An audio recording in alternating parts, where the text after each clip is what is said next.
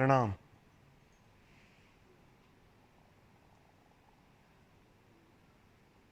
स्वागत है।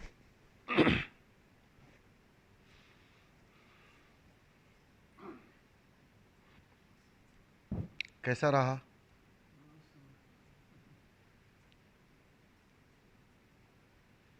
डायनामिक कैसा रहा? हारो। Very good.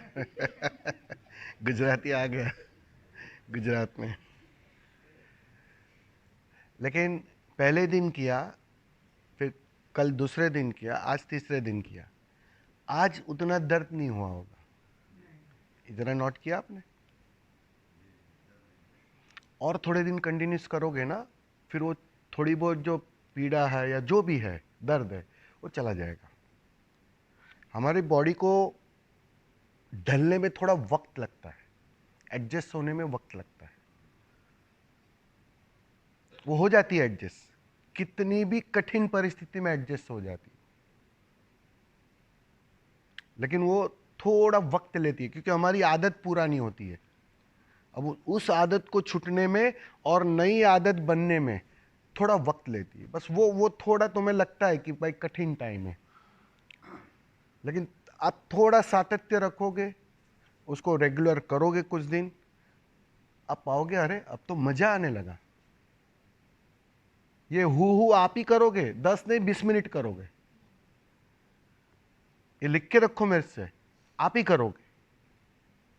लेकिन थोड़ा वक्त लगता है क्योंकि नया नया जब कोई व्यक्ति शुरू करता है तो उसको बॉडी को एडजस्ट होने में वो थोड़ा समय लगता ही है। तो घबराने की जरूरत नहीं है और कुछ नहीं होता है। ऊपर से ये जो डायनामिक की मैंने कहा ना कि डायनामिक में सब कुछ सम्मिलित है। आपका योगा है, आपका प्राणायाम है, आपकी प्रार्थना है, आप समझे, सब कुछ, आपका व्यायाम है, ये सब कुछ मिलाकर ओके ना, कॉकटेल बनाकर बना के आपको पेश किया गया है।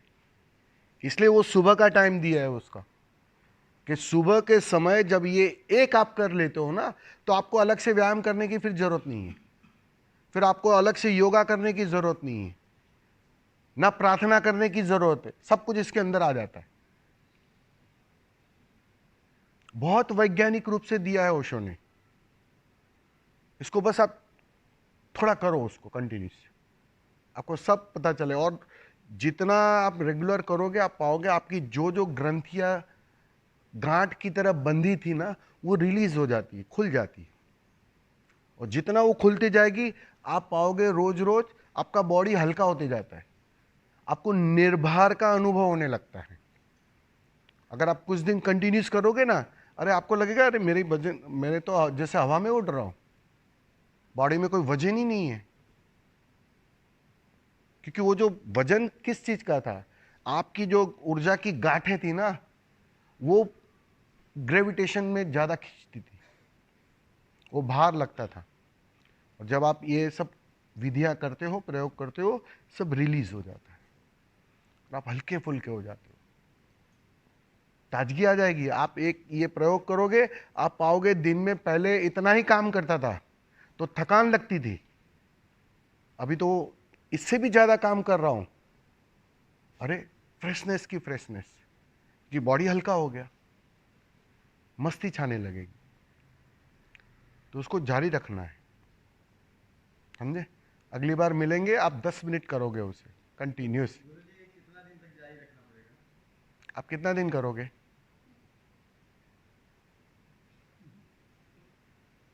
करिए, 3 महीना 4 महीना करिए।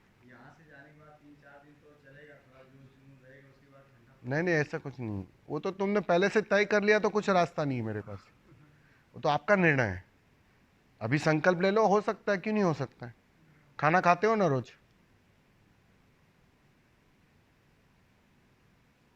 तो वैसे बस एक निर्णय ले लो कि करना है, बस कुछ भी हो। 4 महीना इसको मुझे कंटिन्यूस करना है, बस ये निर्णय ले लो भाव से। फिर उसमें किंतु परंतु मत डालो। कोई भी परिस्थिति हो मैं करूंगा, मुझे कोई रोकेगा नहीं, जो भी हो देखा जाएगा। देखो, आप 4 महीने के बाद आप दूसरे आदमी हो जाओगे, ये बात पक्की है। ये जो है वो बचेगा नहीं। फिर तो ध्यान उठते बैठते घटेगा। ये जो कचरा है ना, कचरे की वजह से ध्यान घट नहीं रहा है। कितनी ही कोशिश करो तुम ध्यान में जाने की, ध्यान में जा ही ना पाओगे। ये ओशो ने, देखो, जीवित बुद्ध की यही तो खूबी होती है कि वो आज के समय की बीमारी को ध्यान में रखकर दवाई देता है। अब आज का मनुष्य इतना मानसिक रूप से ग्रसित है, सप्रेशन से भरा है, कचरे से भरा है। अब उसको सीधा कहो चलो आंखें बंद करो और ध्यान करो, हो नहीं सकता। ये बात ही संभव नहीं है। इसलिए जो जीवित गुरु आता है ना, वो बिल्कुल समझता है आपकी बीमारी एक्चुअल क्या है। वो दवाई का थोड़ा पैटर्न बदल देता है। उन्होंने थोड़ी पैटर्न बदल ली और कुछ नहीं किया है। उन्होंने कहा कि भाई सीधा बिठाना कठिन है तो थोड़ा कचरा खाली करवा लो 3 4 5 महीना, और फिर बैठो तुम, देखो अब बात ही कुछ और होगी। अब तो आप काम करोगे तो भी ध्यान घटेगा, उठते बैठते ही ध्यान घटेगा। ये कला आ जाएगी, एक पैसिवनेस आ जाएगा, ठहराव आ जाएगा। और ठहराव ध्यान में ले जाता है, इस बात को समझो। बेचैनी ध्यान के ओपोज में है, मतलब वो बेचैनी जितनी रहेगी भीतर उतना ध्यान बिल्कुल नहीं घटेगा। और जितना ठहराव रहेगा आप पाओगे ध्यान घटने लगा, उठते बैठते घटने लगा। मैं चाय पी रहा हूं वो ध्यान में परिवर्तित हो गया, मैं गाना गा रहा हूं वो ध्यान में परिवर्तित हो गया। ऑफिस जाओगे वो भी ध्यानपूर्ण जाओगे। ये सब परिणाम होगा। लेकिन लोग क्या है, बस यही थोड़ा बहुत दर्द होता है तो ये विधि करने से बचते हैं। 3 4 5 महीना ईमानदारी से कंटिन्यूस उसको करते नहीं है। बस एक बार कर लो, देखो सब बदल जाएगा। बहुत सुंदर और क्रांतिकारी विधि है।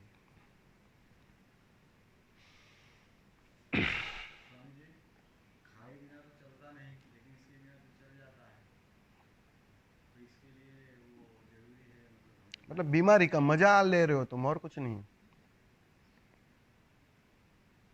तुम्हें अभी पता ही नहीं है कि तुम बीमार हो, और तुम्हें लगता है सब ठीक है तो चलने दो, ठीक आने दो कोई उपद्रव, तब आओगे रोते रोते फिर वापस। थोड़ा समझो, तुम दुखी हो, तुम पीड़ित हो, तुम बीमार हो, तुम्हें दिखाई नहीं पड़ता है? सुकून है जीवन में? वो चलता है, चला रहे हो,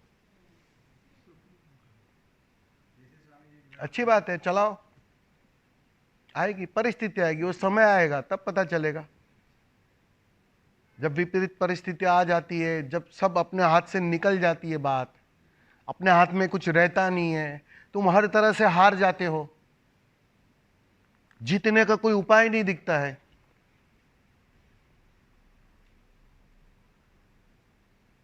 उस दिन सवाल खड़ा होगा। थोड़ी प्रज्ञा होगी, थोड़ा होश होगा, तो अभी भी वो समझ खिल सकती है। दिखाई पड़ जाना चाहिए, इतने साल जिए, दिखाई पड़ जाना चाहिए कि यहां बाहर से कितना भी खोजो, कितना भी उपलब्ध करो, मैं खाली का खाली रहता हूं। वो तृप्ति नहीं मिलती है, बस ये दिखाई पड़ना चाहिए।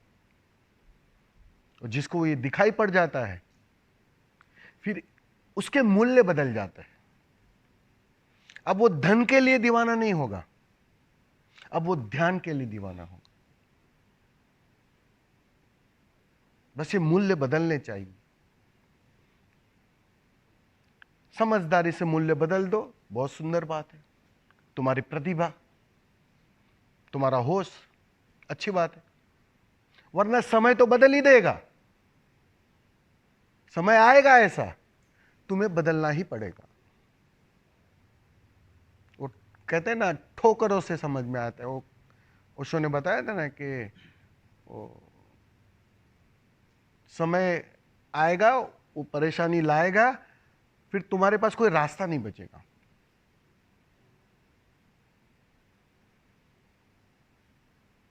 तो बस थोड़ा होश रखो, तुम्हें दिखाई पड़ेगा कि यहां बाहर से तृप्ति मिल ही नहीं सकती है। यह शुभ बात है, यहां तुम्हें बाहर से कोई तृप्त कर ही नहीं सकता। इससे सुंदर बात कोई है ही नहीं इस जगत में। सोचो जरा, थोड़ा धन इकट्ठा हो जाए और तुम तृप्त हो जाओ, तो जीवन में कभी भी समाधि की खोज शुरू होगी?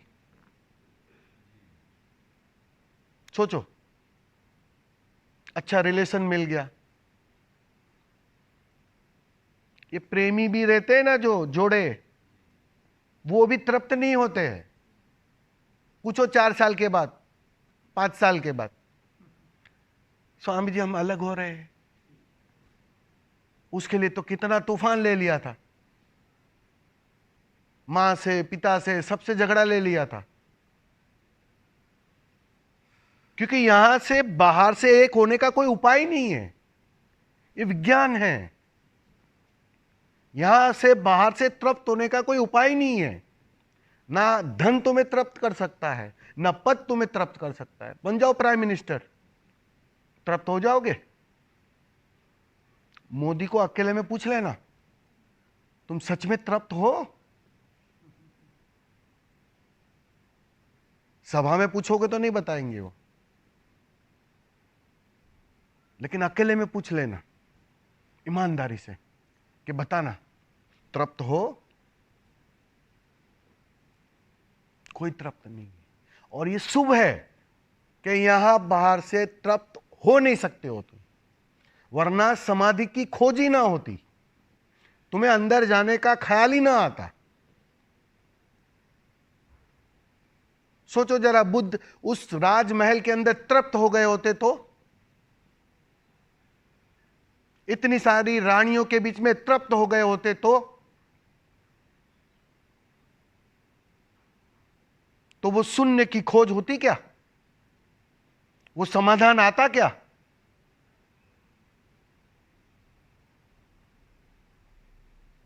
वो आया, किस लिए आया? कि बाहर से तृप्त होने का कोई उपाय नहीं। इसलिए भटको जितना भटकना है, एक बात पक्की है, तुम भटक सकते ही नहीं हो। एक दिन तो तुम्हें आना ही पड़ेगा भीतर। आज आ जाओ, अच्छी बात है, समय है थोड़ा तुम्हारे पास, शरीर में बल है थोड़ा।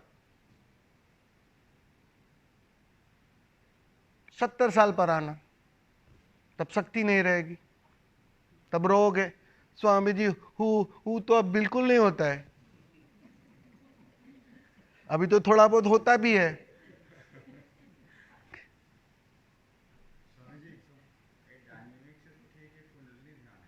हाँ,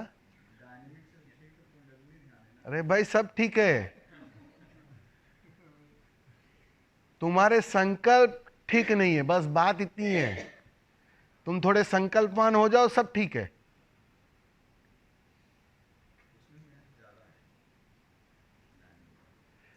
जब तुम ठीक से डायनामिक कुंडलिनी या कोई भी विधि कर लोगे ना, उस दिन मैं आपको कहूंगा अभी कोई भी विधि मत करना बस, लेकिन तब तक करना पड़ेगा, करना पड़ेगा, क्योंकि करोगे तभी उसकी व्यर्थता जानोगे, और व्यर्थता जाने बिना कोई भी चीज से तुम मुक्त नहीं हो सकते हो। वो चाहे धन हो, चाहे ध्यान हो, व्यर्थता दिखनी चाहिए। और वो कौन, किसको व्यर्थता दिखेगी? उसकी जो उतरेगा, जो करेगा, जो कर करके थकेगा, जो हारेगा, उस दिन विधि भी छूट जाएगी। लेकिन तब तक विधि मूल्यवान है। अब देखो, समझो जरा, एक डॉक्टर होता है, तुम डॉक्टर के पास गए, तुम्हें बुखार है, अच्छे चिकित्सक के पास गए तुम, डॉक्टर साहब बुखार है, जरा देखो। डॉक्टर चेक करता है, हाँ बुखार तो है, वो गोलियां देता है, लाल वाली पीली वाली 2-4 गोलियां दे देता है। 1 हफ्ता ठीक से लेनी है, बोलता है ना, जोर से बोलता है, सुबह भी लेनी है, शाम भी लेनी है, भूलना मत 1 हफ्ता जरूर से लेनी है। अब आप 1 हफ्ता ठीक से गोली ले लेते हो, सुबह भी लेते हो, शाम भी लेते हो, बुखार ठीक हो जाता है, तुम स्वस्थ होने लगते हो। फिर वापस तुम डॉक्टर के पास जाते हो हफ्ते के बाद, वो वापस देखता है, अरे अब तो बुखार चला गया, अब तो तुम स्वस्थ हो गए।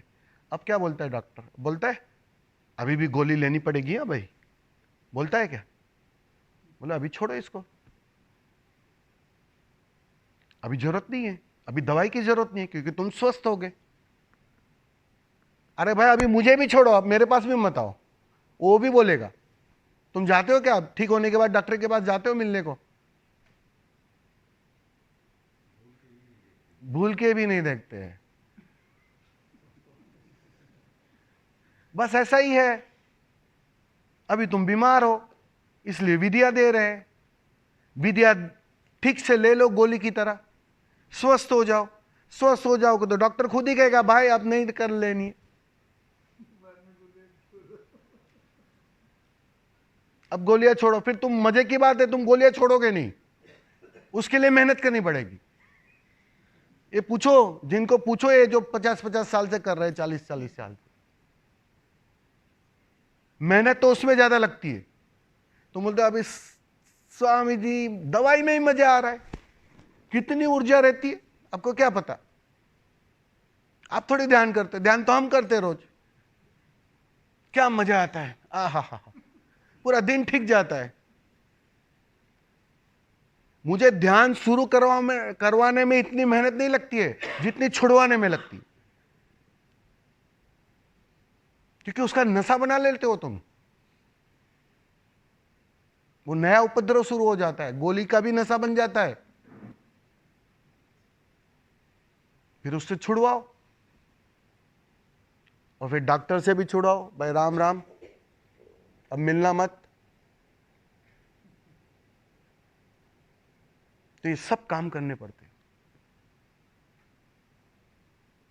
तो जब तक बीमार हो, सीधी सी बात है, विधियों की गोलियां लेनी पड़ेगी, सतत लेनी पड़ेगी। हाँ, जिस दिन स्वास्थ्य आ जाएगा तुम्हें ही पता चल जाएगा, तुम ही कहोगे अरे अभी तो मैं मस्त हूं, अभी तो मैं आनंदित हूं, अभी तो मैं समर्पित हूं, अभी तो एक गहन स्वीकार भाव है, एक गहन धन्यवाद उठ रहा है। हो सकता है तुम डॉक्टर को पूछने भी ना जाओ, और तुमको एक गोलियां, एक काम करो, बीबी को बोलोगे एक गोलियां डाल दे कचरे के कूड़े में, क्या जाना है डॉक्टर के पास, मैं स्वस्थ हो गया, मुझे पता चल रहा है। इतनी पीड़ा आ रही है, इतना दुख है, इतनी चिंता है, और भीतर एक मस्ती है, हो गए तुम स्वस्थ, हो गए तुम जल में कमलवत। उस दिन मैं तुम्हें नहीं कहूंगा हु करो, उस दिन अगर करते होंगे तो रोक दूंगा कि बस भाई अभी नहीं करना है। समझे ना, इस समय की बात है। ट्रेन में चढ़ना भी पड़ता है, और मंजिल आने पर ट्रेन से उतरना भी पड़ता है। अब तुम कहोगे मैं ट्रेन से उतरूंगा ही नहीं, भाई तुमने चढ़ाया क्यों? फिर चढ़ना भी पड़ेगा, और मंजिल पर उतरना भी पड़ेगा, ट्रेन छोड़नी भी पड़ेगी।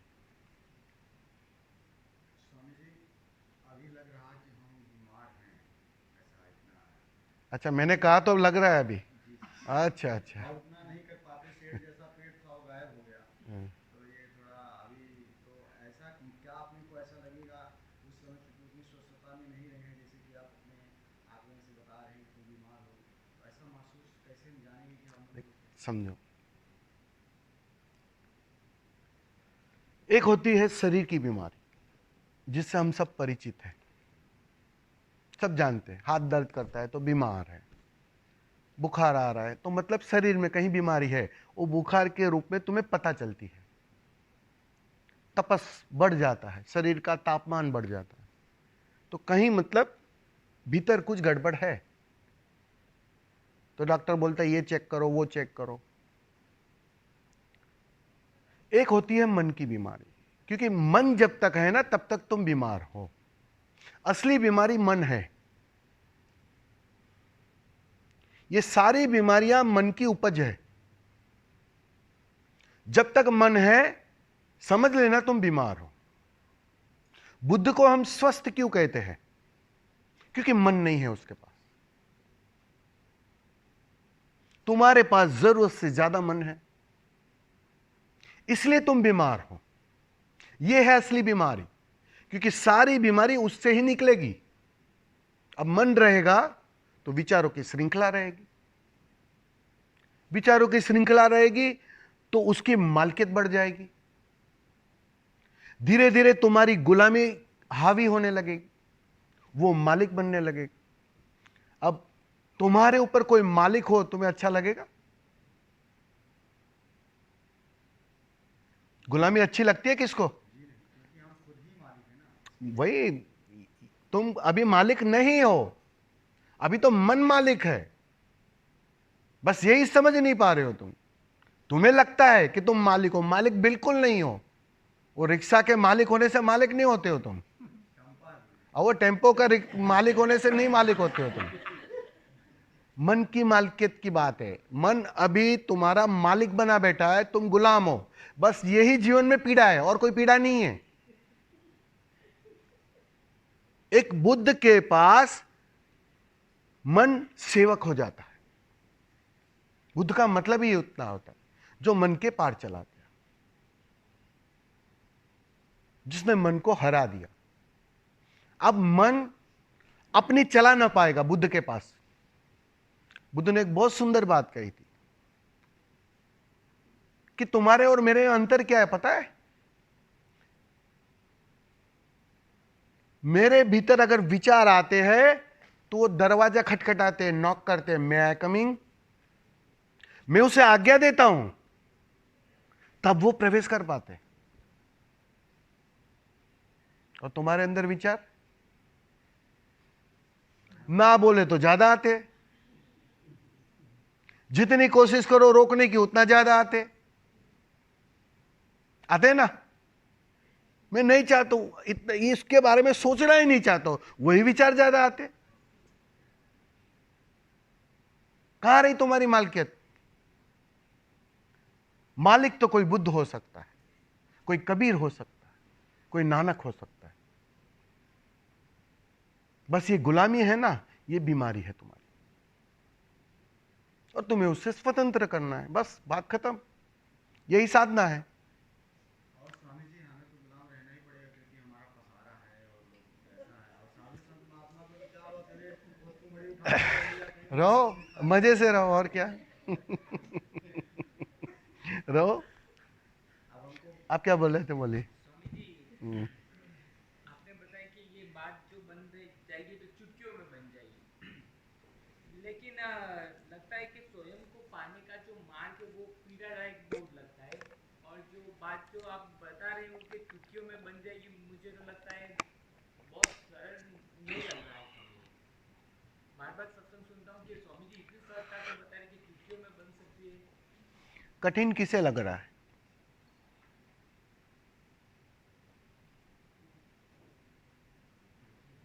किसको कठिन लगा कि बहुत कठिन है, बहुत पीड़ादायक है? किसको लगा ये बात किसको समझ में आई?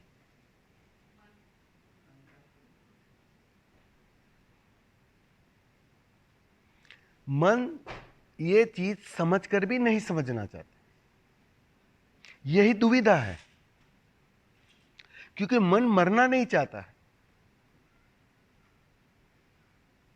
कठिन इसलिए लग रहा है, मन की सघनता है तुम्हारी, घनत्व है उसका। वो कहते ना, वो पानी बर्फ की तरह जम गया है, मन भी बर्फ की तरह जम गया है, मालकियत बनाकर बैठा है। वो समझने नहीं देता है, सरल से सरल बात समझने नहीं देता है।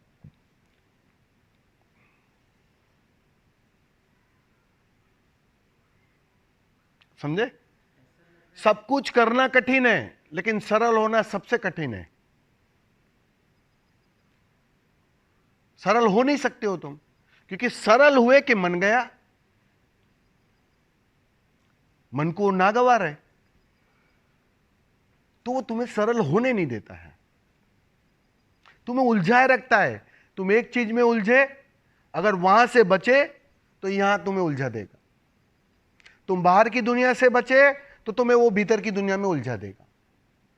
वो तुम्हारा पीछा नहीं छोड़ता है, क्योंकि मालिक रहना अगर तुम्हें पसंद है तो मन को भी पसंद है। कोई राजा दूसरे राजा की बाउंड्री में चढ़ाई करता है उसका राज्य छीनने के लिए, तो क्या वो राजा ऐसे ही दे देता है, भाई ले ले, भाई ले ले, मैं तेरी राह देख रहा था?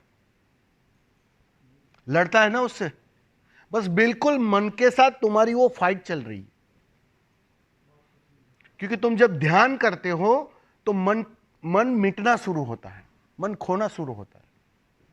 इसका स्वामी जी स्वाद भी मिलता है, काफी टाइम रहता है, फिर बाद में वो जो पोजीशन जो होती है ना वो फिर से आ जाती है, उसका स्वाद जबरदस्त मिलता है। बाद में मैंने सोचा कि ये ऐसा ही समय चलता ही रहे तो बहुत बढ़िया है, लेकिन ये वो समय थोड़ी देर चलता है, घंटों का 2 घंटों, बाद में इसका फिर से वो पोजीशन है। तुम फिक्र मत करो, वो बात बन रही है। बात तो बन रही है स्वामी जी, लेकिन वो फिर आ जाती है। देखो समझाता हूं। चट्टान कितनी मजबूत होती है, एक एक बूंद पानी की गिरती है, चट्टान को तोड़ देती है। पानी कितना कमजोर, बूंद कितनी कमजोर। तुम्हारा ध्यान बिल्कुल वैसा ही है। तुम आज ध्यान करते हो, स्वाद मिला, कल ध्यान करते हो, स्वाद मिला। अब ये जो सातत्य है ना, वो धीरे धीरे उस चट्टान को तोड़ रहा है, लेकिन वो दिखाई नहीं पड़ेगा तुम्हें। तुम रोज देखो खोल के कि वो चट्टान टूट रही है क्या, टूट रही है क्या, तो नहीं पता चलेगा। लेकिन कुछ दिनों के बाद देखो तुम, अरे इसमें तो सुराग हो गई।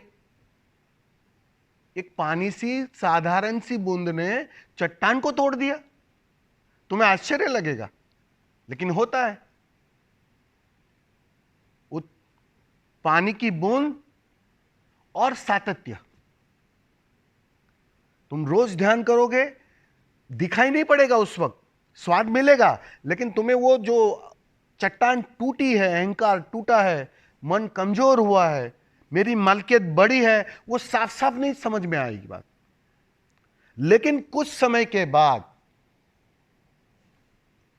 सारा पिक्चर खुल जाएगा।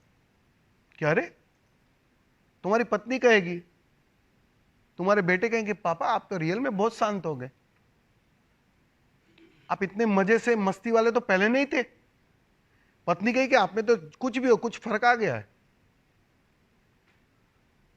वो जो करीब है ना, उसको थोड़ी थोड़ी झलक मिलना शुरू हो जाएगी, उसको उसका स्वाद मिलना शुरू हो जाएगा, वो खबर देने लगेंगे। आपके मित्र कहेंगे, अरे कुछ भी हो सारा ट्रेन में फर्क आ गया है, कुछ भी हो, तू पहले जैसा नहीं है अब। वो बोलेंगे ही, बस ये सिम्टम्स है उसके। मतलब कुछ भीतर बदल गया, बस। तो वो आएगा धीरे धीरे, एक दिन वो धीरे धीरे 100% हो जाएगा। ऐसे ही तो होता है ना, वो हो जाएगा, चिंता मत करो। वो हो रहा है, मतलब काम हो रहा है, दिखाई नहीं पड़ेगा, वो बात पक्की है। तुम बोलोगे अभी मुझे दिखाओ स्वामी जी, तो नहीं दिखा सकता हूं, लेकिन वो परिणाम आएगा, एक समय पर सब कुछ परिणाम आएगा। बस तुम ध्यान जारी रखो, बात इतनी है। संन्यास में सबको देखा, सबको रोना आ रहा है, मैं फिर सोचता हूँ कि मेरे को यार रोना भी नहीं आ रहा है कितना। नहीं नहीं, वो ठीक है, वो सबका सबकी सापेक्ष बात है। सबके भीतर क्या है उसके हिसाब से निकलता है, तो उसकी वो चिंता नहीं लेनी, समझे? दूसरा रो रहा है इसलिए मुझे रोना है, वो जरूरी नहीं है। जरूरी नहीं है, लेकिन उतना भी मैं पिघल नहीं सकता, वो मुझे नहीं, बस उसका मतलब थोड़ी ध्यान की कमी है, बस, और कुछ बात नहीं है। थोड़ा ध्यान ठीक से करो, परिणाम आएगा। अपने आप सब वो टूटेगा, सारी चट्टान टूटेगी, बर्फ गलेगी, पानी होगी, और पानी क्या, अगर ठीक से तापमान मिला तो भाप भी हो जाएगी। बस तुम्हें सातत्य चाहिए, गर्मी चाहिए, ऊर्जा की गर्मी चाहिए, वो परिणाम लाएगा। हमारे जब विचार उठते हैं तो ज़्यादा आगे न जाए और वो उसके कोर में कैसे उसको शांत करें, क्योंकि विचार फिर चलता है तो चलता विचार को शांत करने का कोई भी उपाय नहीं है, ना बुद्ध के पास था ना मेरे पास है।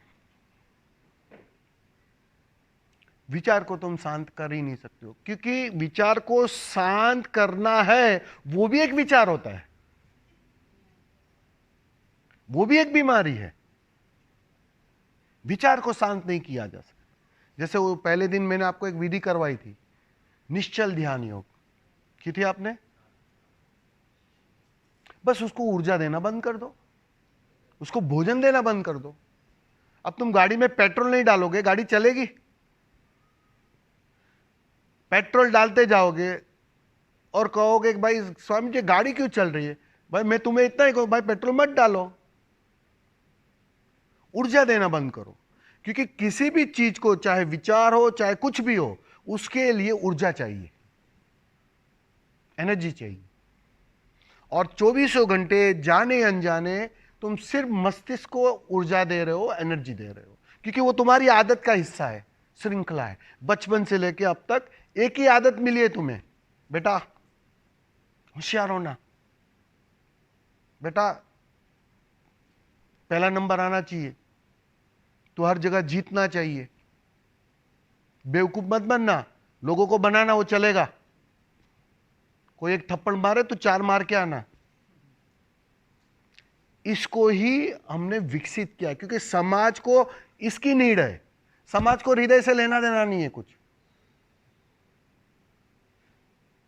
अगर समाज में जीना है, पैसे कमाना है, दूसरों से छीनना झपटना है, तो तुम्हें सिर्फ इस पर ही जोर देना पड़ेगा।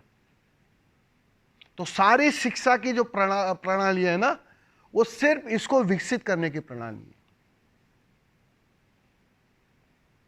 और तुमने उसको ही विकसित किया है। अब उसको विकसित करोगे, उसको भोजन दोगे, आप तुम्हें पता भी नहीं है, तुम जाने अनजाने ऊर्जा उधर ही जा रही है, क्योंकि वो आदत का हिस्सा हो गई है। एक ही तरफ वो लीक रेसिस्टेंट का नियम काम करता है, ऊर्जा उधर ही जा रही थी जन्मों जन्मों से, तो अब उधर ही जा रही है। बस तुम्हें उसे डाइवर्ट करना है। कभी भी ऐसा लगे, नाभि पर हाथ रख दो या नाभि पर ध्यान ले जाओ, बस बात इतनी है। कुछ भी करते हो, ध्यान नाभि पर ले जाओ, उसको याद करते रहो, याद करते हो नाभि को, तो धीरे धीरे इसकी आदत मजबूत होने लगेगी। फिर धीरे धीरे ऊर्जा नाभि को मिलना शुरू हो जाएगी, अपने आप विचार शिथिल हो जाएंगे, अपने आप एक निश्चलता आ जाएगी। सीधा विचारों पे काम नहीं हो सकता, वरना एक को तोड़ोगे दूसरा पकड़ में आ जाएगा, दूसरा छोड़ोगे तीसरा आ जाएगा, उलझ जाओगे। और भी विचारों की चिंता ही नहीं लेनी है, ठीक है, ऊर्जा देना बंद कर दो, बस इतनी सी बात। स्वामी, जिस प्रकार अपना जन्म होता है उसी वक्त मृत्यु तय होती है, ऐसे बोलते हैं। उसी प्रकार जिस समय अपना कर्म फलित होता है, तो क्या उसका फल भी तय होता है उसी टाइम? कर्म की बात अलग है।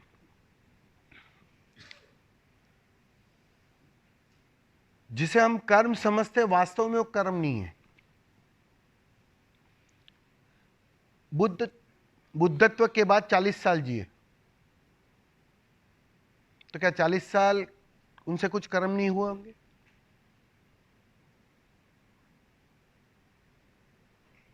कर्म तो हुए, लेकिन एक अलिप्तता थी।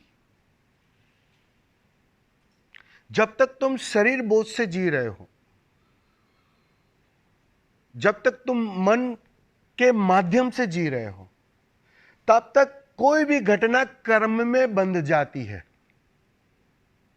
कंडीशनिंग हो जाती है, क्योंकि तुमने अपने को आत्मा परमात्मा छोड़ कुछ और माना कि मैं शरीर हूं,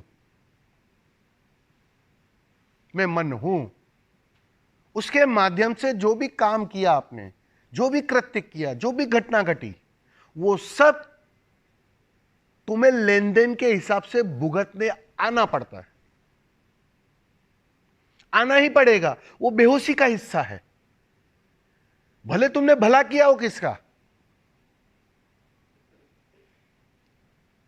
लेकिन वो बेहोशी का हिस्सा है। तुम जुड़ गए उससे, बुरे से भी जुड़ता है आदमी और भले से भी जुड़ता है आदमी। इसलिए कहते हैं ना, पाप के लिए भी तुम्हें वापस आना पड़ता है और पुण्य करोगे तो भी वापस आना पड़ेगा। दोनों बांध देते हैं। समाधि तो पाप और पुण्य से मुक्त होने की अवस्था है, जहां ना पाप बचता है, ना पुण्य बचता है, ना कोई कर्म बचता है। जब तक वो समाधान ना आए, वो समाधि ना आए, तब तक तुम कर्म से मुक्त नहीं हो सकते। वो अलिप्तता चाहिए। ध्यान साक्षी रहकर, गवाह रहकर तुम्हें वो प्रैक्टिस देता है, वो आदत देता है। अब ध्यान में करते क्या हो? आंखें बंद की, देखा, देखते रहते हो, बस जो हो रहा है उसे होने दे रहे हो, उसके गवाह हो। भीतर अगर अच्छे विचार आ रहे हैं उसे भी देख रहे हो, भीतर अगर बुरे विचार आ रहे हैं, नेगेटिव विचार आ रहे हैं, उसे भी देख रहे हो। ना अच्छे से अटैच हो रहे हो, ना बुरे से डिटेच हो रहे हो। तुम बस जैसे वो न्यायाधीश कैसे दोनों की बातें सुनते रहता है, किसी की बातों में नहीं आता है, वो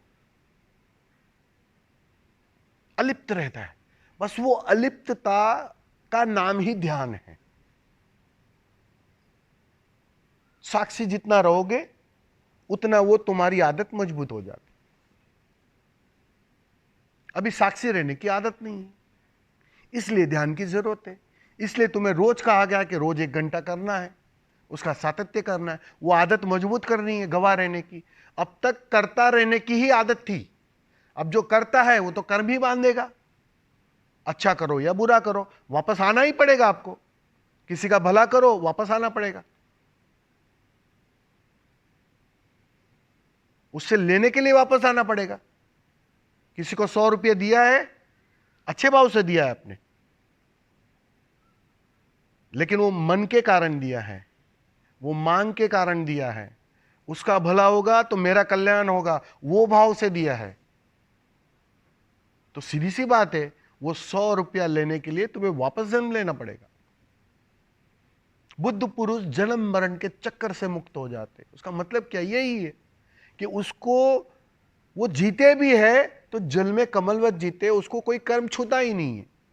वो अलिप्त के अलिप्त बने रहते हैं, चाहे अच्छी घटना हो चाहे बुरी घटना हो, तो उसको कोई कर्म छूते ही नहीं, कोई लेन देन खड़ा ही नहीं होता है। बैलेंस शीट नील की नील बनी रहती है, जीरो की जीरो। और जब बैलेंस शीट नील की नील बनी रहती है तो सीधी सी बात है, अब तुम्हें वापस आना ही नहीं पड़ेगा। क्यों आओगे आप? ना किसी से 100 रुपये लेने हैं, ना किसी को देने हैं। क्यों आओगे वापस? तो जन्म मरण के चक्कर से वही मुक्त हो सकता है जो इस होश को उपलब्ध हो जाए, इस अलिप्तता को उपलब्ध हो जाए।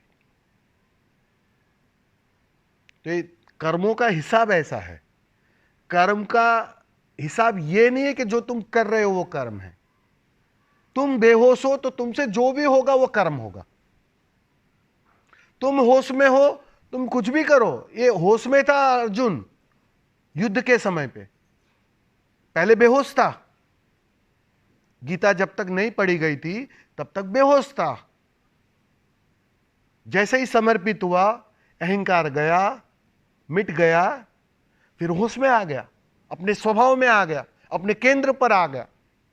अलिप्त का अलिप्त बना रहा, गवाह और साक्षी रहकर पूरा युद्ध किया और एक भी कर्म नहीं लगे। अब सुना है कभी क्या? लाखों लोगों को तुम मार दो और एक भी कर्म ना लगे तुम्हें। और तुम तो एक चींटी मारते हो तो भाई कर्म लग जाते। अरे चींटी मारो क्या, चींटी को बचा लो तो भी कर्म लग जाते। तुम बन जाते हो क्योंकि मन है, मान्यता है। मान्यता मतलब झूठी मान्यता। मैं शरीर हूं, शरीर बोध है। मैं मन हूं, मन का बोध है। जब तक इस सारी मान्यताओं से छूटोगे नहीं, टूटोगे नहीं, तब तक बात नहीं बनेगी। और ध्यान धीरे धीरे तुम्हें उसी मान्यताओं से छोड़ता है, तोड़ता है। इसलिए उसको 1 घंटा रोज जारी रखो, वो परिणाम लाएगा। आज नहीं तो कल लाएगा। समझ में आ रहा है? स्वामी, तो ये जो जीवन जो है पूरा, वो ये जीवन जो चल रहा है वो पूरा कर्म पर ही है। नहीं, ये सब ऑटो मोड पर चल रहा है, सब अपने से चल रहा है, कोई चला नहीं रहा है, एक नियम है। नहीं, आपने बताया कि ये पाप पुण्य का जो बैलेंस है। देखो, पाप पुण्य का जो हिसाब किताब है ना, वो तुम्हें समझाने के लिए है। जो तुम इस ऊर्जा की तरंगों को, उसके जो वेव्स है, उसका जो संबंध है, उसको सीधा तुम समझ नहीं पाओगे। ये ऊर्जा की तरंगों से चल रही है सारी लहर, और यहां सब कुछ बैलेंस है, सब कुछ बैलेंस है। वो पानी कैसे अपना लेवल तय कर लेती है, वैसे अस्तित्व में ऊर्जा अपना लेवल तय कर लेती है। अब तरंगे आती जाती रहती है ऊपर नीचे, कभी ज्वार आएगी, कभी भाटा आएगा, कभी ज्यादा लहर आएगी, कभी कम लहर आएगी। अब तुम्हारी तकलीफ कहां है कि तुम उस उतार चढ़ाव से जुड़ जाते हो, एक हो जाते हो, तादात्म्य बना लेते हो। अरे ये हुआ, अरे कम हो गया। ये जो उतार चढ़ाव आते हैं ना, उससे जो तादात्म्य बनता है ना, वो कर्मों का जन्म लाता है, मतलब कर्म खड़े करता है, वो तुम्हारा लेन देन खड़ा करता है। तुमने माना ना, ऐसा हुआ, मतलब वो हो गए तुम। तुमने अपने को मनुष्य माना, तुम मनुष्य हो गए हो। तुमने अपने को शरीर माना, तुम शरीर हो गए हो। तुम अभी परमात्मा मानो, तुम परमात्मा हो जाओगे। ये सारी साधना ही यही है कि तुम मानो कि मैं हूं बुद्ध, तुम मानो मैं हूं मुक्त, मैं हूं शुद्ध आत्मा, शुद्धतम परमात्मा, 24 कैरेट वाला। क्यों नहीं मान पा रहे हो? रोक कौन रहा है? मन मानने नहीं देता है। मन कहेगा अरे तुम कहां परमात्मा, ये ओशो हो सकते, तुम कहां परमात्मा। और ओशो बेचारे थक गए कह कह के, तुम सिवाय परमात्मा के कुछ नहीं हो। मन मानने को तैयार नहीं। और मन की चल रही है ना, अभी मालिक है वो। तुम हारोगे या हारोगे, उसकी ही चलेगी। वो तो घर में जिसकी चलती है उसको पूछो। बस ऑनर बदल जिस दिन जाएगा ना, अभी ऑनर कोई और है घर का, मालिक कोई और है। स्वामी जी, मैं ये पूछना चाह रहा हूँ, कोई व्यक्ति ऑफ हो जाता है तो ये उसने अमुक कर्म पुण्य बन गए, अमुक कर्म पाप बन गए, तो इसके हिसाब से उसको तो जन्म तो मिलता है ना। वही सब वो मैकेनिज्म में चलता है, ऑटोमेटिक में, वो ऑटो मोड पे चलता है सब। वो कोई ऐसा नहीं है कोई तुम्हारा हिसाब किताब लिख कर बैठा है कि आपने कितनी लड़कियों से ये संबंध रखे, आपने क्या गलत किया, आपने क्या सही किया। वो कोई हिसाब किताब नहीं रख रहा है। तुमने बेहोशी में अपने को शरीर और मन मानकर जो भी किया, वो गलत के हिस्से में आ जाता है, ये अपने आप। इसी का नाम बेहोशी है। और जिस दिन तुमने अपने को कुछ और स्वभाव जानना शुरू किया,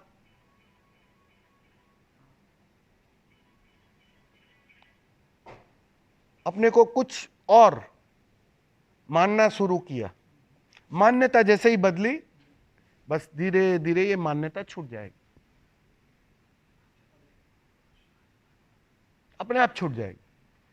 फिर अपने आप वो कर्मों का हिसाब ही नहीं बचेगा कुछ। हाँ, मान्यता चेंज हो गई, मान्यता चेंज हो गई, और जो उसका जो हिसाब किताब है वो तो पूरा करना ही पड़ेगा ना। डेफिनेटली वो तो अपने आप होता ही है। मैं वही बोलता हूं, तुम देखो, पुराने बीज तो तुमने बेहोशी में डाल दिए हैं। अब सीधी सी बात है, समय के साथ उसकी फसल उपजेगी।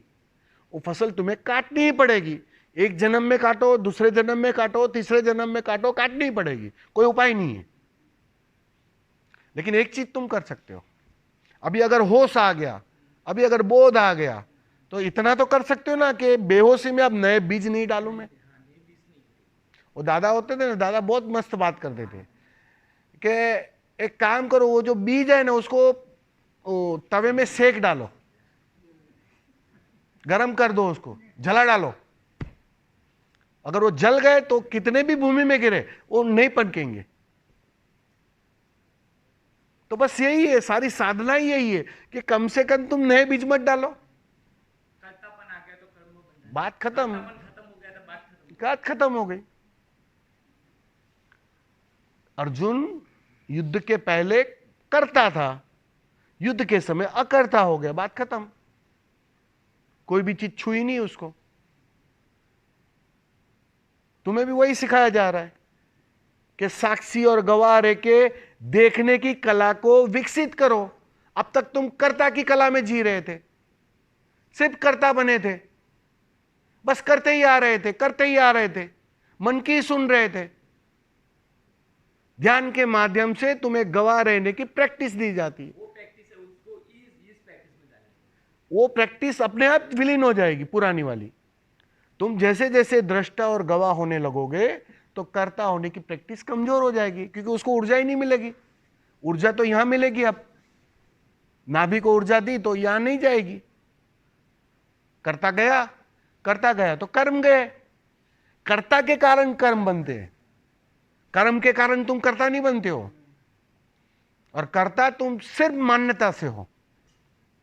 शरीर माना आपने को, शरीर हो गए। मन ने ज्यादा मान लिया कि मैं शरीर हूँ, बिल्कुल इसलिए परमात्मा बिल्कुल, नहीं मानता। बस यही एक गलती है आपकी, इसके अलावा कोई गलती नहीं है। अब बोलो आसान है कि नहीं आसान है? आसान है, मन का लेप अभी ज्यादा आप तो होगा, बोले थे, इसलिए नहीं मानता। अभी तो पहले सवाल में आप बोले कि बहुत कठिन लग रहा है मुझे।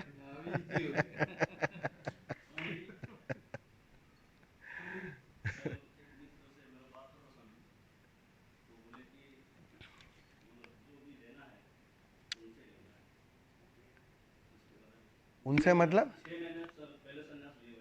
हाँ,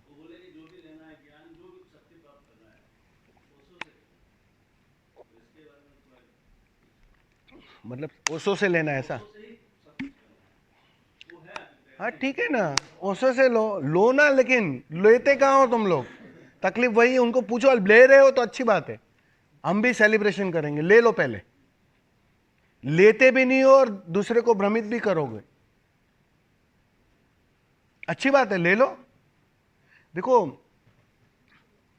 तुम इस सीढ़ी से चढ़ो या उस सीढ़ी से चढ़ो, उस केंद्र पर पहुंचो। मूल्यवान वो है। तुम गुरुओं की ज्यादा फिक्र मत करो, वो सब चक्करों में पड़ो ही मत। जहां से भी चढ़ने को मिलता है चढ़ जाओ बस। लेकिन तुम चढ़ते भी नहीं हो और ये सवाल भी खड़ा करते हो, ये चीज नहीं चलेगी। चढ़ना मूल्यवान है, पहुंचना मूल्यवान है। उस चोटी पर पहुंचना है, कौन से भी रास्ते से चढ़ो, चाहे पगडंडी से चढ़ो, चाहे कार से चढ़ो, चाहे हवाई जहाज से पहुंच जाओ सीधा, कौन मना कर रहा है? पहुंचो। ये मन जब झुकना नहीं चाहता, समर्पित नहीं होना चाहता है ना, तब मन ऐसे खेल करता है। क्योंकि ओशो के साथ आसानी है। अब ओशो तो आके रोकने वाला नहीं है तुम्हें, तुम्हारा गला तो पकड़ेगा नहीं कि भैया तुम ठीक कर रहे हो या नहीं कर रहे हो। और ओशो के पास तो सुविधा है और भी एक है, पता है आपको? उन्होंने दोनों तरफ के उत्तर दिए। ध्यान करना है तो करने वाला ऑडियो तुम्हें सुना देगा, देखो करने के लिए कितना जोर दिया है। और जिस दिन आलस से छा जाएगा, करना नहीं है वास्तव में, उस दिन वो ऑडियो भी तुम्हें सुना देगा, ओशो का ही, कि क्या कर करके क्या पाया तुमने। छोड़ो, वही तुम्हें सुनाएगा। वो तो सुविधा है उनके पास। बेचारे शरीर में जो नहीं रहते उनके पास सब सुविधा है। तुम उसको पूजो, उसके पैर छुओ।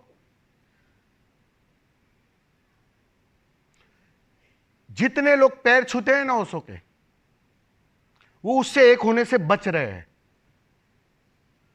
ये मेरी बात थोड़ी कड़वी लगेगी आप लोग को, वो उससे दूरी बना रहे हैं।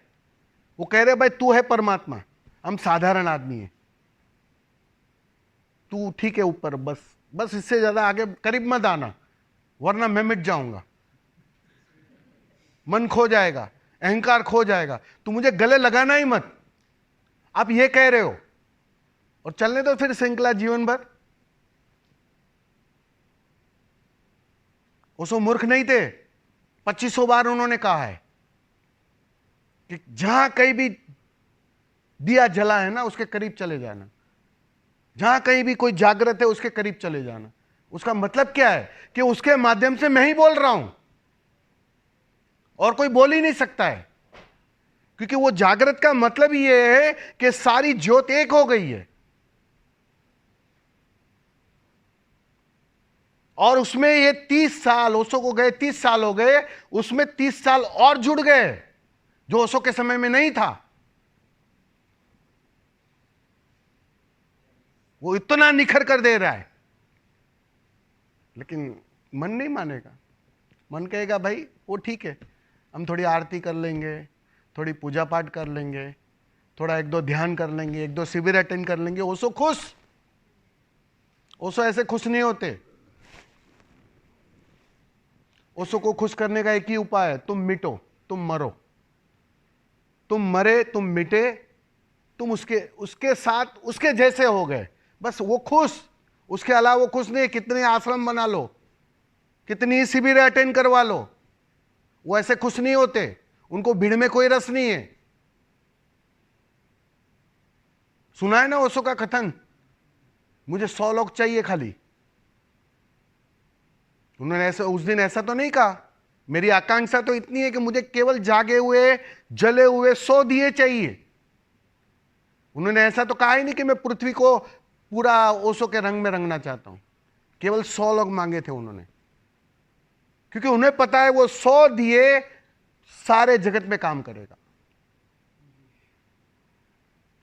लाखों की भीड़ लेके क्या करते, वो फिर ओशो को भी मुरारी बापू की कथा करनी पड़ती। वो कथा करने नहीं आए थे, तुम्हें कथाओं से मुक्त करने आए थे।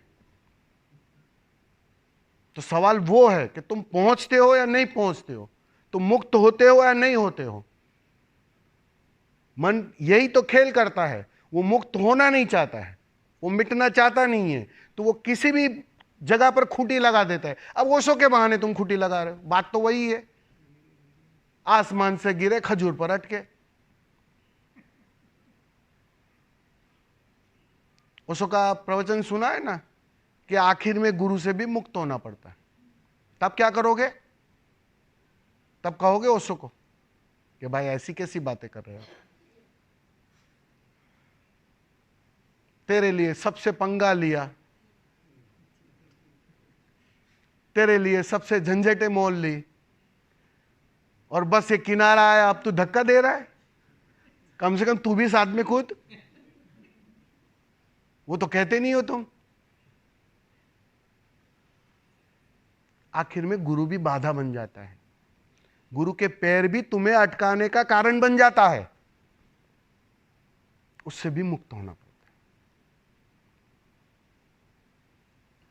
स्वास्थ्य आ गया, दवाई तो जाएगी, विधिया तो जाएगी, और डॉक्टर भी चला जाना चाहिए, वरना डॉक्टर का चिंतन भी हानिकारक है और दवाई की याद आती रहेगी।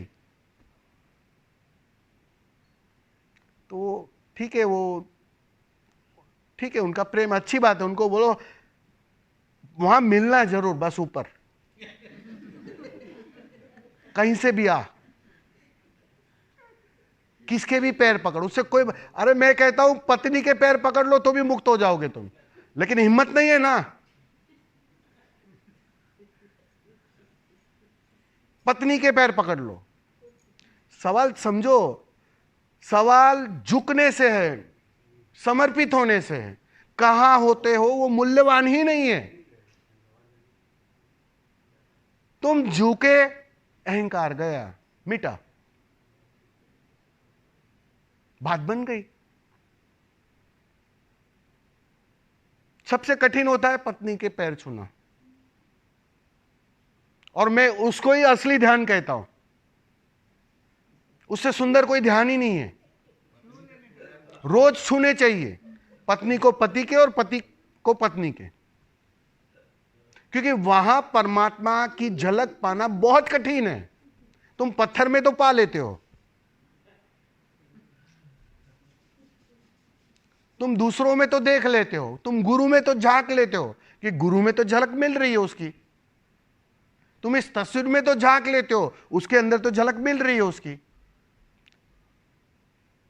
लेकिन चलती फिरती पत्नी के अंदर क्यों नहीं पा रहे हो?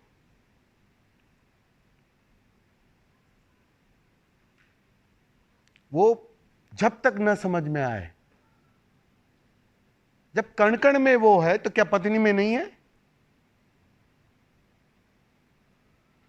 ये पैर ही नहीं छूने देगी तो क्या करेंगे?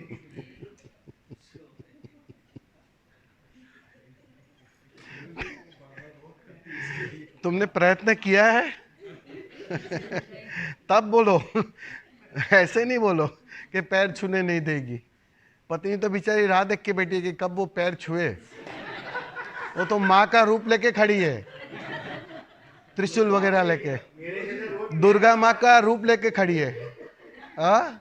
मेरे से तो रोज पैर दबाती है, चलो मेरे पैर दबाओ। अरे वाह, भाग्यशाली हो आप, भाग्यशाली हो, भाग्यशाली। स्वामी जी, मैं तो यहाँ हर शिविर में मेरे को आना पड़ता, तो मेरे को सबसे ज्यादा खुश उसको ही करना पड़ता। अरे वाह, उसको खाना बना के खिलाता हूँ, मौज से रखा, क्योंकि मुझे यहाँ आना है। नहीं नहीं, बिल्कुल बिल्कुल, और अच्छी बात है, उसको खुशी रखना है। साक्षी में 2-4 लोग।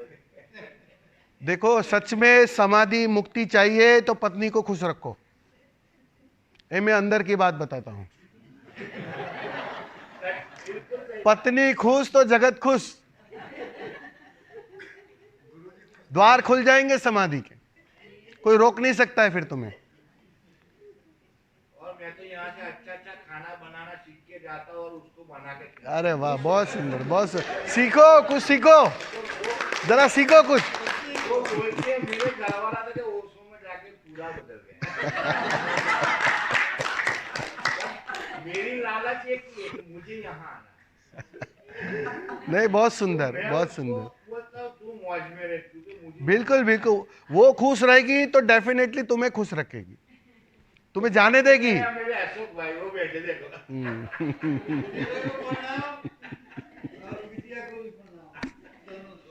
बहुत मजेदार कहानी, बहुत अच्छे।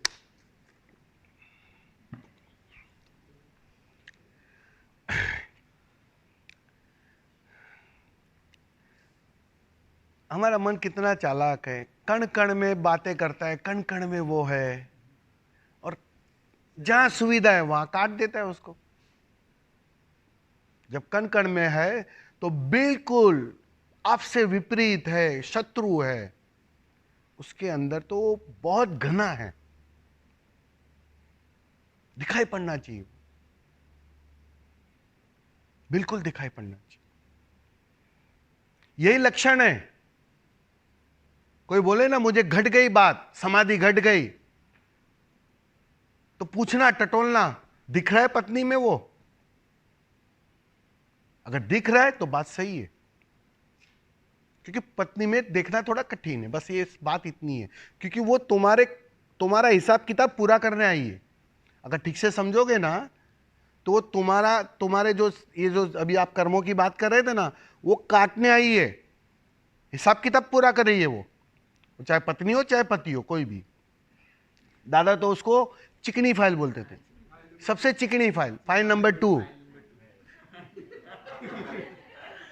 नहीं, बहुत सुंदर बात उनकी, ये जो गुजरात की बहुत एक साधारण लैंग्वेज में बहुत सुंदर सुंदर बातें उन्होंने कही है कि वो चिकनी फाइल है। वो सबसे ज्यादा कसमकस उससे होती है, पड़ोस वाले से उतनी नहीं होती है, लेकिन पत्नी से सबसे अधिक होती है। फिर बच्चों से होती है, 3 नंबर की फाइल बच्चे है, 1 हो तो 3 नंबर और 2 हो तो 4 नंबर, उनसे आते सबसे ज्यादा कसमकस। अभी देखो, आप सब कुछ इकट्ठा करो और बच्चा ऐसे ही छीन लेता है, तब कुछ नहीं बोलते हो आप।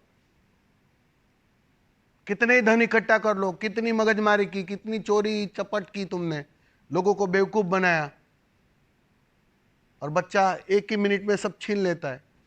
क्या करेंगे, अपना हिसाब है। तो चिकनी फाइल है, वो तुम्हारा हिसाब किताब पूरा करने आए, तो उनको धन्यवाद देना, नाराज मत होना।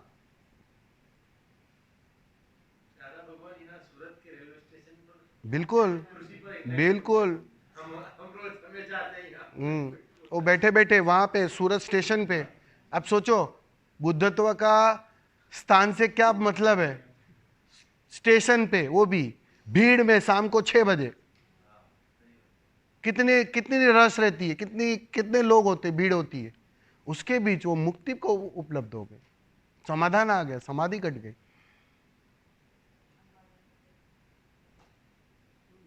किसी को अगर कुछ देने का भाव होता है तो अभी वो भी कर्तापन में आ जाएगा ना। बिल्कुल, क्योंकि तुम क्यों दे रहे हो ना, वो इंटेंशन बहुत महत्वपूर्ण है। अब इंटेंशन कुछ ऐसा रहता है कि मैं उसको दूंगा तो उसका भला होगा, उसका भला हो तो मेरा भला ही होगा। इनके अंदर से ऐसा भाव आ रहा है तो उस भले की बात नहीं है तो उस उधर अंदर कैसा फील होना चाहिए? मन है ना, तब तक तुम उस निस्वार्थ भाव से दे ही नहीं सकते हो, तुम्हें पता हो या ना पता हो। तो सबसे पहले मन मिटना ही चाहिए। बिल्कुल, एक ही तो शर्त है, और कोई शर्त ही नहीं है। जब तक मन मिटेगा नहीं तब तक कुछ भला कर नहीं सकते। कैसे कर सकते हो, कैसे कर सकते हो? कर्ता भाव रहेगा। कृष्ण बिना गीता के भी अर्जुन को समझा सकते थे और युद्ध करवा सकते थे, लेकिन मन मिटा, अहंकार गया, समर्पित हुआ और फिर जो युद्ध किया उसका परिणाम कुछ और निकला। वो अस्तित्वगत हो गया, वो निमित्त मात्र हो गया। पहले करता था, अब निमित्त हो गया। अब मन है तब तक तुम करता बने ही रहोगे, अब करता बने तो झंझट झंझट है। अच्छा करोगे तो भी भुगतने आना पड़ेगा और बुरा करोगे तो भी भुगतने आना पड़ेगा। लेकिन अपना तो अंदर से ऐसा भाव नहीं है। वो भाव नहीं पता चलता है ना, मन के खेल को। मन की तो तुम केवल 10% परत ही जानते हो, 90% परत जानते कहां पे हो, उसका हिसाब किताब जानते कहां पे हो? वो तो 90% और गहरे में है तुम्हारे, वो अचेतन में तो बहुत गहरे में है। इसलिए तो जब नशे में आदमी होता है तब तो असली बात खुलती है उसकी। पिलाओ 4 पैक, फिर वो सच बोलता है। समझे ना? अभी तो लगेगा मैं किसी स्त्री को बुरी नजर से नहीं देखता हूं, थोड़ा 4 पैक पिला देता हूं, बाद में सभी माए प्रेमिका लगेगी। बिल्कुल, वो तो उसकी शर्त थी कि पहले 15 दिन शराब पीनी पड़ेगी, कंपलसरी, और वो जितना बोले उतनी शराब पीनी पड़ेगी। क्योंकि मैं तुम पर काम कैसे करूं? तुम जो दिख रहे हो वो तो तुम हो ही नहीं। चेहरे ओढ़ रखे तुमने अच्छे अच्छे, असली चेहरा चाहिए, जिस पर काम करना है वो दिखाई पड़ना चाहिए, तब कुछ काम हो सकता है। गलत आदमी पे मैं काम क्या करूं? तो उसकी तो बुनियादी शर्त थी कि अगर आए हो आश्रम में साधना करनी है तो 15 दिन शराब पीनी पड़ेगी। आधे लोग तो उसमें ही भाग जाते थे, बोलते हम सात्विक जगह पे आए, हम समाधि की खोज में आए, और ये क्या शराब की बातें कर रहा है?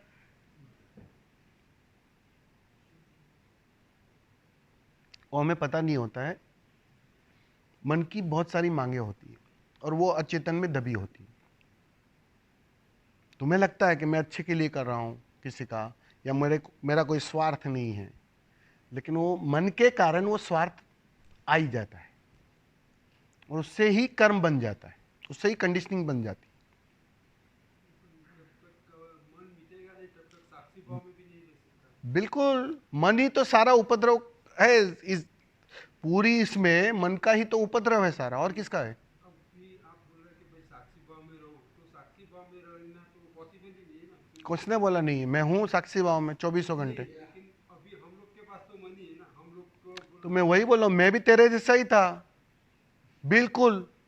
पहले दिन जिस दिन मैंने डायनामिक किया, या पहले दिन जब मैं शिविर में गया, या पहले दिन जब मैंने पहले ही शिविर में संन्यास लिया, उस दिन बिल्कुल तुम्हारे जैसा ही था।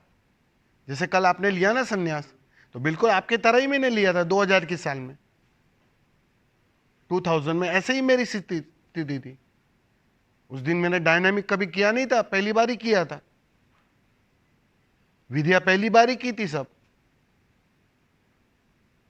लेकिन मैंने ईमानदारी से 1 घंटा किया रोज। बस तुम करना, बात बन जाएगी, मैं गवाह हूं।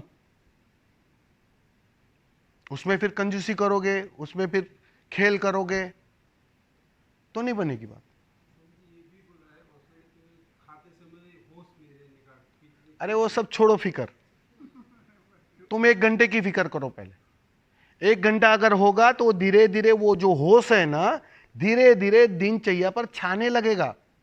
उसको करना थोड़ी पड़ता है, वो तो छा जाता है, क्योंकि आप साक्षी और गवाह रहने की आदत मजबूत होते जाती है। वो तो रोज तुम सातत्य करोगे तब होगी ना बात।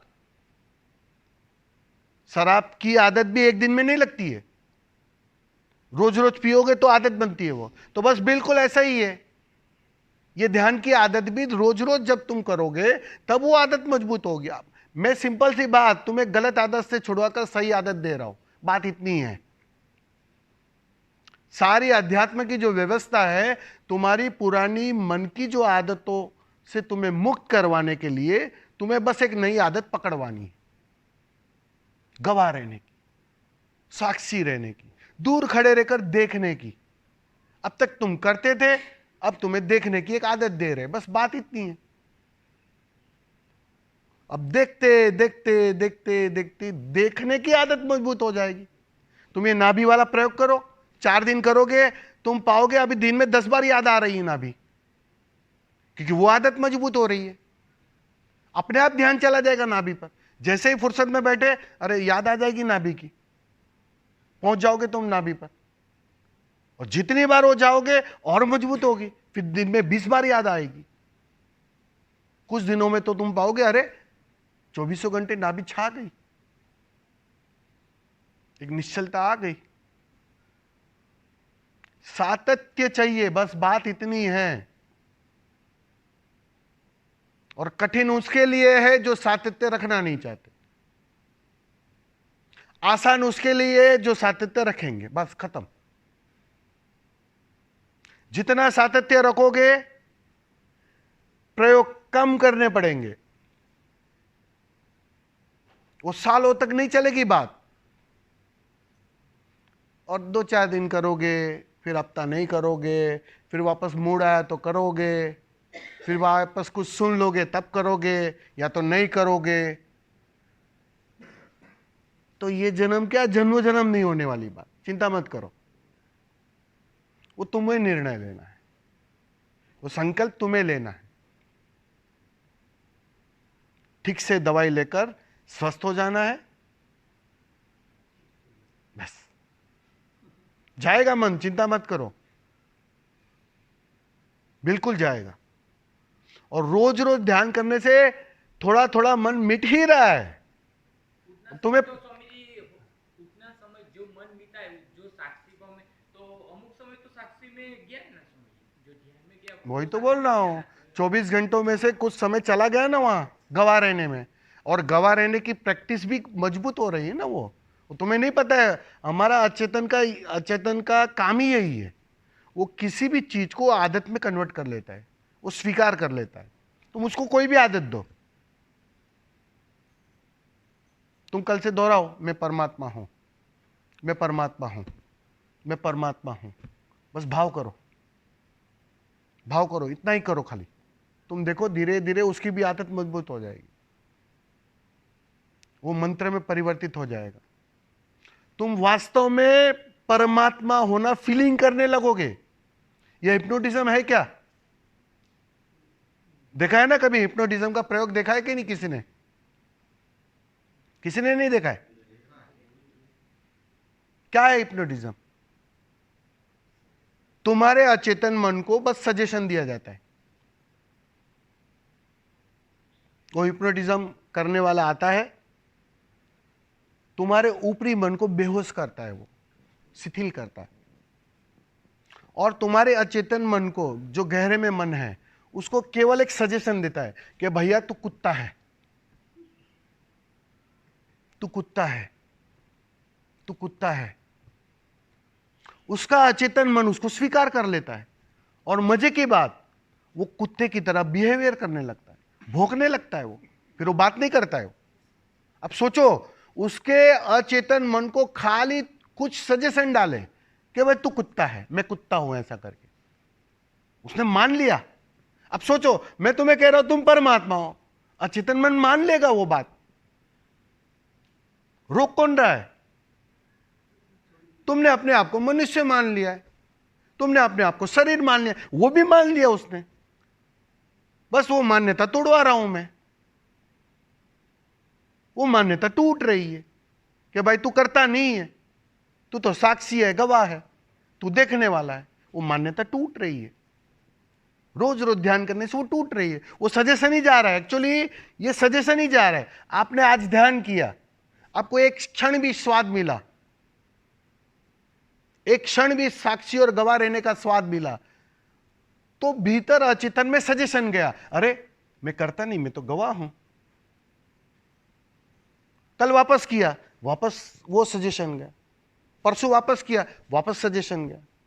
धीरे धीरे धीरे वो मजबूत होने लगा, और वो सजेशन इतना चला जाता है अचेतन में, इतना ताकतवर हो जाता है, एक दिन तुम घोषणा करोगे, अहम ब्रह्मास्मि, मैं ही ब्रह्म हूं।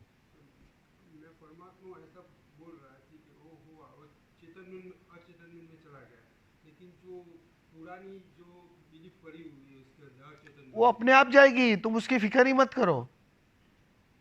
हीरा आएगा ना तो कचरा अपने आप छूटेगा, कचरे छोड़ने की फिक्र ही मत करो तुम, वो तो अपने आप गिर जाएगा।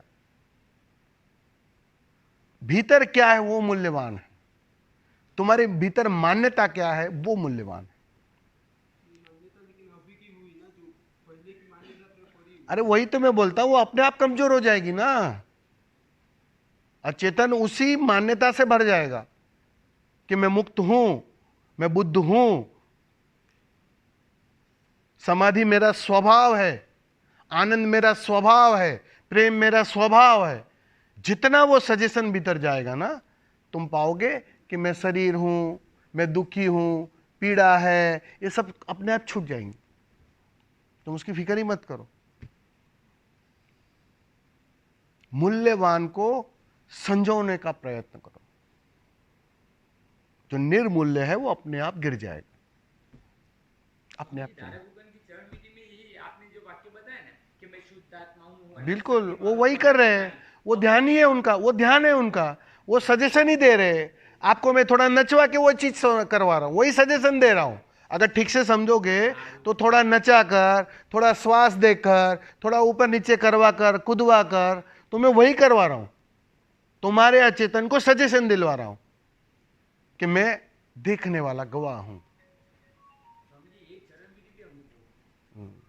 नहीं, बहुत सुंदर है वो, अच्छी बात है।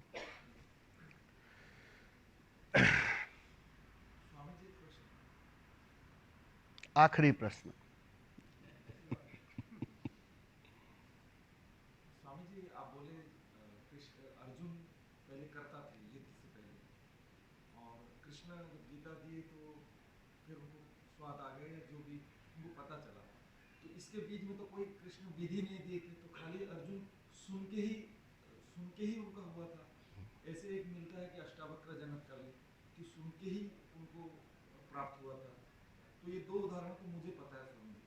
तो क्या सुनने को हम मतलब विधि बना सकते हैं, या सुन के भी हम मुक्त हो सकते हैं? उसको कैसे हम प्रयोग में लाएंगे? मेरा एक आगे इसमें और है कि हमने जैसे सुना कि कृष्ण ने उनको दिखाया अर्जुन को, तो जैसे कोई साक्षात्कार करवाया तो वो enlighten one type of enlightenment. लेकिन फिर अर्जुन के बारे में ऐसा नहीं दिखा कि वो कभी एनलाइटन था। तो ये पॉइंट था कि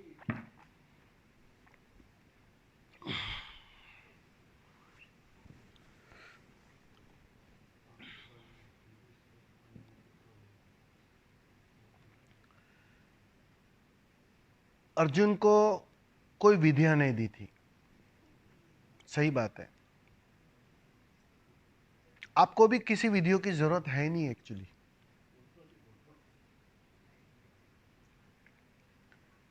समझ की कमी है। अर्जुन समझ गया, इशारा समझ गया। ओशो ने इतना बोला, सारे जानने वाले इतना बोल बोल कर रहे हैं। वो वही चाहते हैं कि अगर तुम सुनने से समझ जाओ तो बहुत अच्छी बात है, लेकिन समझ आ कहां रही है, समझ पा ही नहीं रहे हो। वो मन का जो घनत्व है ना, अर्जुन के मन का घनत्व और तुम्हारे मन का घनत्व में जमीन आसमान का अंतर है। वो समझ गया, इशारा समझ गया, बात बन गई। ये प्रयोग के माध्यम से भी समझाने की ही कोशिश है। इससे कुछ उपलब्ध नहीं होता है, प्रयोग से एक समझ खिलती है, एक नई समझ जन्म लेती है कि अरे मैंने कई बार देखा ध्यान में जाकर, एक बात पक्की है, मैं शरीर नहीं हूं। ये समझ गहरे होने लगती है। अब जब शरीर नहीं हूं तो शरीर के साथ जो जो संबंध थे वो मेरे कहां रहे, वो मान्यता भी कमजोर होने लगती है। नहीं समझ आ गई, मन मेरा नहीं है वो दिखाई पड़ने लगता है, क्योंकि वो सबसे दूरी बनने लगती है। जितने तुम साक्षी और गवाह रहते हो, हर घटना से एक दूरी बन जाती है, क्योंकि उसके अब तुम देखने वाले हो, अब तुम उसके करता हो नहीं। तो धीरे धीरे वो समझ ही खिल रही है। लेकिन पहली बार जब तुम्हें समझाया तो तुम समझने को राजी नहीं। तो अब समझाने के लिए तुम्हें थोड़ी कवायद करवानी पड़ती है। भाई थोड़ा कूदो, नाचो, थोड़ा हु हु करो, थको, हारो, बैठ जाओ और फिर देखो। सीधा समझ जाओ तो किसी की जरूरत नहीं।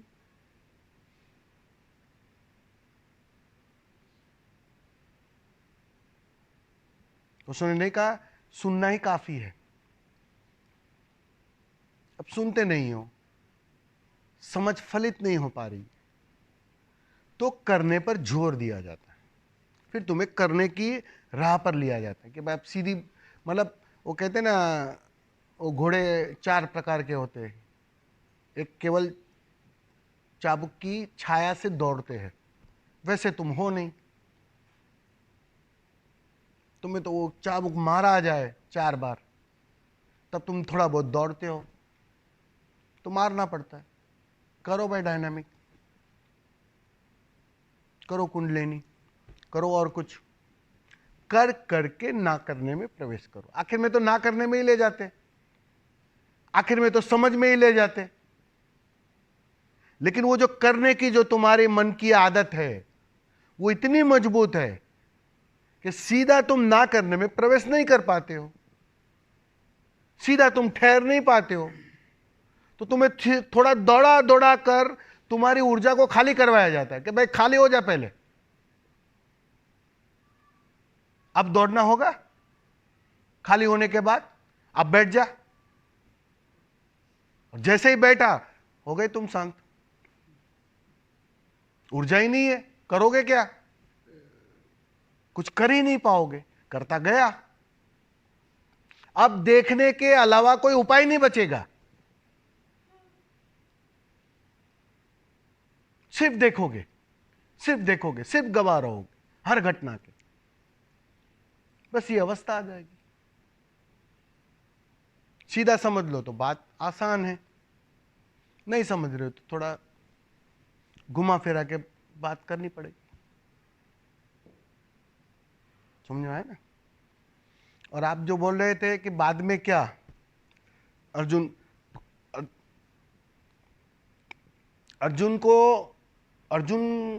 के साथ जो घटना घटी गीता के अंदर, अर्जुन की दुविधा यह थी कि कृष्ण उसका बहुत करीब का मित्र था। वो मित्र है, सखा है उसका। सखा के अंदर, मित्र के अंदर परमात्मा देखना बहुत कठिन है। जैसे मैंने कहा ना, पत्नी के अंदर देखना बहुत कठिन है, वैसे मित्र के अंदर जिसे गाली गलौज का हिसाब किताब हो, जैसे मित्रता हो, सब बातें शेयर करते हो, उसके अंदर परमात्मा, उसके साथ रह रहा हूं, उसको तो मैं रोज देख रहा हूं। वो कहते हैं ना, संत किसी अपने गांव में पूजा नहीं जाता है कभी भी। अपने गांव में तो उसको गाली ही मिलती है केवल। कैसे हो सकता है? मैं इतना उससे होशियार, समझदार, और ये कहां परमात्मा के पद पर पहुंच गया? वो मन मानने को ही स्वीकार नहीं होता। नहीं, ऐसा होता था। मैं रंगदेवदूत महाराज थे नारेश्वर में आश्रम में, तो उनका एक मित्र था 10वीं में उनके साथ पढ़ता था, तो वो तो बहुत आगे निकल गए फिर, लेकिन उनसे जब भी बात हो ना तो उनके साथ में हो गए, अरे 10वां दौर में हमारी अब वो स्वीकार ही नहीं कर पाएगा, वो स्वीकार ही नहीं कर पाए। दूसरे उसके और कितने भी स्वीकार कर लेंगे, आप नहीं स्वीकार कर पाओगे कि वो तो मेरे साथ 10वीं में पढ़ता था। तो अर्जुन के साथ भी वही हालत थी कि भाई उन्होंने 18 अध्याय तो बता दिए, लेकिन वो झुकना हो नहीं पा रहा था, समर्पण हो नहीं पा रहा था। तो आखिर में जाके कृष्ण को अपना विराट रूप दिखाना पड़ा। अब विराट रूप देख के झुकना पड़ा उसे। एक्चुअली अर्जुन झुका नहीं, उसे झुकना पड़ा, कोई उपाय ही नहीं था। अब कहने को कुछ बाकी ना रहा, देखने को देख लिया, सब कुछ पूरा अस्तित्व देख लिया एक विराट रूप के अंदर। अब झुकोगे नहीं तो करोगे क्या? तो झुका अर्जुन, झुकना पड़ा, और जैसे ही झुका बात तो बन गई। अब रही बात आप जो कह रहे हो कि बाद में का भी जो जीवन है वो उसी सहजता से निकलता है। वो बाद में का कोई विश्लेषण उतना है नहीं अर्जुन का, लेकिन जो डेफिनेटली जो एक बार जाग गया, जो मुक्ति को उपलब्ध हो गया, समाधि को उपलब्ध हो गया, फिर उसका जीवन वो उसी सहजता में बहता है, सब कुछ होता है। फिर एक साधारण जीवन की अवस्था आ जाती है। वो कहते हैं ना, वेद का एक वचन है, माँ आप जो पूछ रही थी ना, वही कि जब तुम साधारण व्यक्ति होते हो तब नदियां नदियां है, पहाड़ पहाड़ है। जब तुम साधना काल में होते हो, मतलब साधना करते हो, साधक होते हो, तो नदियां नदियां नहीं रहती, पहाड़ पहाड़ नहीं रहते। और जैसे ही तुम सिद्ध हो जाते हो, समाधि को उपलब्ध हो जाते हो, तो फिर से नदियां नदियां हो जाती है, पहाड़ पहाड़ हो जाते हैं। वो बचपना फिर से लौट आता है, वो सहजता, वो सरलता फिर से लौट आती है। वही अवस्था तुम एक बुद्ध को और एक साधारण व्यक्ति में अंतर ना कर पाओगे। बाहर से तो बिल्कुल अंतर ना कर पाओगे, तुम समझ ही ना पाओगे। अगर एक बुद्ध खड़े है, जागा हुआ कोई व्यक्ति, कोई फकीर, कोई आपको पागल आदमी दिखेगा शायद, और एक साधारण व्यक्ति जिसने कभी ध्यान किया ही नहीं है, जिसको अंतर का पता ही नहीं है, वो दोनों में बाहर से तुम अंतर कर ही ना पाओगे। दोनों बाहर से एक सरीके दिखेंगे, लेकिन बहुत अंतर है, जमीन आसमान का अंतर है। एक सोया हुआ है जिसको अपना पता नहीं है कि मैं कौन हूं, और एक जाग गया है जिसको अपना पता है कि मैं कौन हूं। ये अंतर है। वो दोनों ही जान सकते हैं, तुम यहां से खड़े रहकर वो दोनों को जान नहीं सकते। हाँ, साधक तुम्हारी समझ में आता है, क्योंकि वो यात्रा कर रहा है, वो ध्यान कर रहा है, वो सब चीज ठीक कर रहा है, ठीक करने की कोशिश में है, वो समझ में आता है, वो दिखाई पड़ता है। लेकिन ये दोनों चीज उसी अवस्था में आ जाती है। मतलब वो फिर से बच्चा हो गया, बस बात इतनी है। बच्चे को अपना पता नहीं है। वो जो छोटा बच्चा है उसको अभी पता नहीं है कि मैं कौन हूं। वो भी बिल्कुल सहज भाव से जी रहा है, लेकिन अपने को नहीं जान रहा है। और एक बुद्ध होता है, आप इसलिए देखना, किसी भी जागे हुए को तुम देखोगे वो बिल्कुल बच्चे जैसा लगेगा, जैसे छोटा बच्चा हो, जैसे सरल बच्चा हो, एक इनोसेंट था। क्योंकि मन तो गया, अहंकार तो गया, करता ना रहा, एक सहजता है। अब अस्तित्व जैसे बहा रहा है, वो बह रहा है। रोना आता है, रो लेता है, हंसना आता है, हंस लेता है, नाचने का मन करता है, नाच लेता है। एक बिल्कुल बहाव, जैसे सरिता बहती है वैसे ही इस अस्तित्व में वो बहता है। फिर से बच्चा हो गया, नदियां फिर से नदियां हो गई, पहाड़ फिर से पहाड़ हो गए। तो वो विश्लेषण अर्जुन का उतना है ही नहीं, तो उसको बिल्कुल सबके साथ एक ही बात बनती है। यहां दूसरा कुछ घटने का उपाय ही नहीं है। तुम समाधिष्ट हो जाओ, एनलाइटेड हो जाओ, तो बिल्कुल वो जो पीछे का जीवन है वो उसी सहजता में बहेगा। तुम जियोगे कहना गलत होगा, पहले तुम जी रहे थे, अब तुम बहोगे। वो बचपना, वो सहजता फिर से लौट आएगी।